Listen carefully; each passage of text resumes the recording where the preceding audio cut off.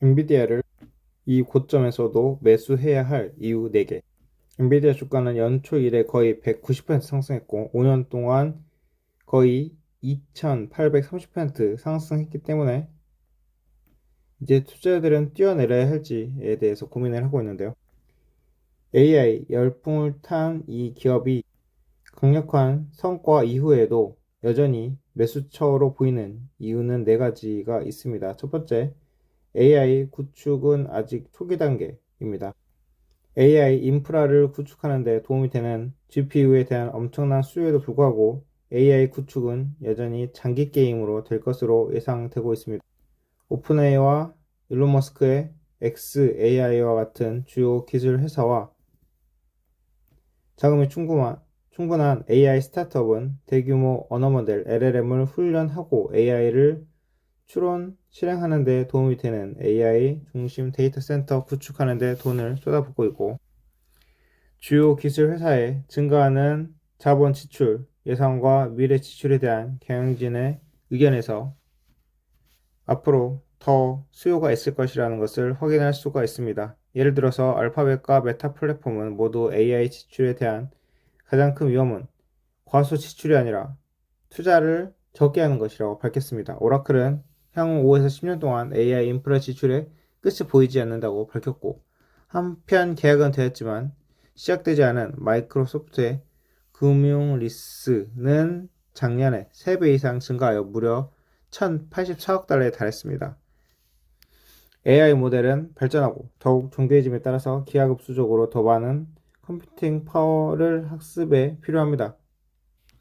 예를 들어 알파벳은 라마 4 LLM이 이전 버전보다 최대 10배의 컴퓨팅 파워가 필요하다고 말했고, xAI의 그록 3는 그록 2보다 5배 많은 GPU를 사용하며 학습했습니다. 이 모든 것은 GPU에 대한 필요성이 증가하고 있음을 나타내며 이 분야에서 엔비디아는 지배적인 리더가 되었습니다. 두 번째, 엔비디아는 시장 점유율 선두주자라는 것입니다. GPU에 대한 필요성이 계속될 것으로 보이지만 엔비디아만 AI 칩을 만드는 것은 아니고요.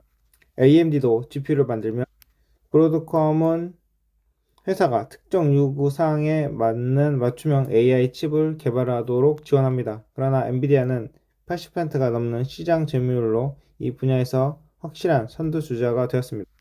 이는 강력한 칩 제공뿐만 아니라 쿠다 소프트웨어를 통해 이 분야에서 만들어낼 수 있었던 넓은 참여에도 비롯됩니다. AI 열풍이 일기 오래전 엔비디아는 개발자가 무료로 제공한 소프트웨어를 사용하며 GPU를 프로그래밍 할 수 있도록 돕는 쿠다 플랫폼을 만들었습니다. 그 결과 쿠다는 업계 개발자가 이러한 칩 프로그래밍 하는 방법을 배우는 표준 프로그램이 되었습니다. 사실상 산업 표준으로 인해 다른 회사가 이 분야에 진출하여 의미 있는 시장 점유율을 차지하기가 어렵습니다.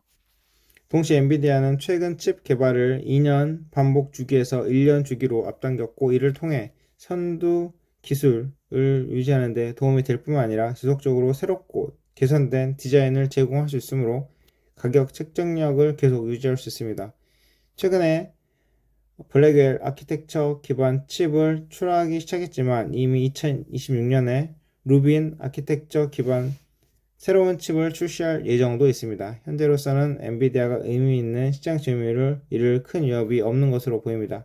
세 번째 이유는 엔비디아의 매력적인 평가입니다. 지난 몇 년 동안 엔비디아의 주가가 엄청나게 상승했음에도 불구하고 앞으로의 기회를 감안하면 여전히 매력적인 가치 평가입니다.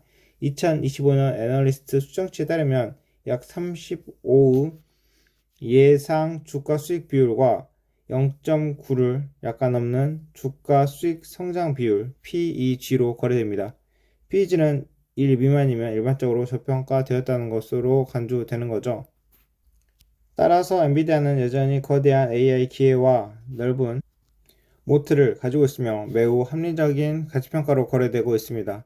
네 번째 이유, 세계 최대 기업은 여전히 아웃퍼폼 할 수 있습니다. 시총 3조 달러가 넘는 이 회사는 얼마나 더 커질 수 있을지 투자자들이 걱정을 할 수 있는데요. 그러나 세계에서 가장 큰 기업 중 하나라는 것은 주가가 향후 10년 동안 아웃퍼폼 할 수 없다는 것을 의미하지 않습니다. 예를 들어서 애플은 약 10년 전에 전 세계에서 가장 큰 기업으로 2014년 초에 시총 5억 달러였습니다. 10년이 조금 지난 지금도 여전히 세계에서 가장 큰 기업이지만 시가총액은 3.5조 달러를 넘습니다. 10년 만에 7배 증가한 것입니다.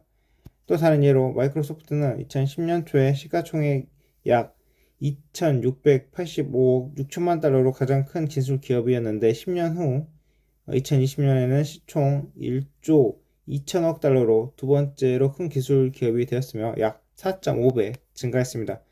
엔비디아의 현재 엄청난 규모는 앞으로 몇 년 안에 주가가 상당히 상승할 가능성이 있으며 특히 성장을 촉진하는 적절한 기술 추세를 고려하면 더욱 그렇게 될 것 같습니다. 그래서 이렇게 주가는 높아졌는데 앞으로도 더 높아질 수 있다. 즉 여기에서도 만약에 투자하신 분이라면 뛰어내리는 것보다 여기에 더 투자를 하고 이 회사의 기술 추세를 보는 게 좋다라고 생각을 해볼 수 있는 거죠. 저도 엔비디아에 투자를 하고 있는데 사실 앞으로 돈이 더 생긴다면 어디에 투자를 할까 이제 생각을 해보는데 언뜻 든 생각이 그냥 여기에다가 몰빵을 해도 되지 않을까 이렇게 생각을 해보면서 그리고 앞으로 엔비디아가 어떤 방향으로 나아갈지 기대해 보기로 하면서 이번 영상 마치겠습니다. 감사합니다.